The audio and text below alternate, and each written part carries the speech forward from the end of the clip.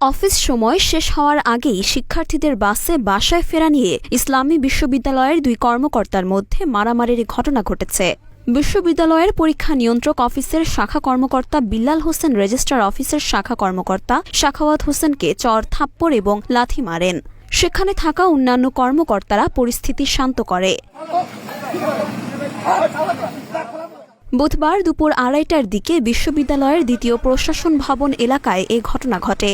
জানা গেছে, গত ২৫ আগস্ট অফিস সময়ের আগে দুপুর ২টায় বাসায় ফিরতে শিক্ষার্থীদের বাসে উঠলে কর্মকর্তাদের নামিয়ে দেন শিক্ষার্থীরা। ওই দিন বাস থেকে নেমে অফিসে ফিরে যান তারা। পুরো সময় অফিস করে বিকেল ৪টায় বাসায় যান তারা। এদিকে বুধবার কর্মকর্তারা দুপুর ২টায় বাসায় ফেরার জন্য বাসে ওঠেন। শিক্ষার্থীরা তাদের নেমে যেতে বলেন।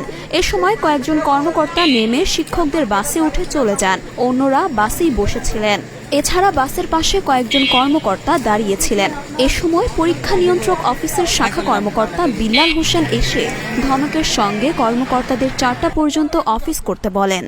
সেখানে দাঁড়িয়ে থাকা রেজিস্ট্রার অফিসের শাখা কর্মকর্তা সাখাওয়াত হোসেন বলেন, বিশ্ববিদ্যালয়ের প্রশাসন নেই, তেমন কাজও নেই, এজন্য দ্রুত বাসায় যায়। এ নিয়ে কথা কাটাকাটির এক পর্যায়ে বিল্লাল হোসেন তাকে চর থাপ্পড় ও লাথি মারেন এবং অকথ্য ভাষায় গালিগালাজ করেন।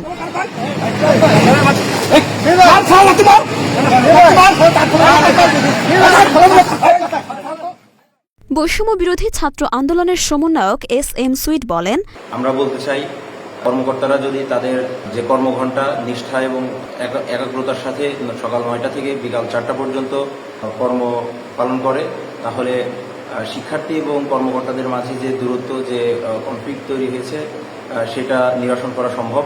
এবং আমরা বৈষম্য বিরোধী ছাত্র আন্দোলন স্পষ্ট ভাষায় বলতে চাই, দেশের এই ক্রান্তি লগ্নে যে বা যারা বিশ্ববিদ্যালয়কে অস্থিতিশীল করার জন্য পায়তারা করছে, তাদেরকে আমরা সাধারণ শিক্ষার্থীদের সাথে নিয়ে শক্ত হাতে দমন করব।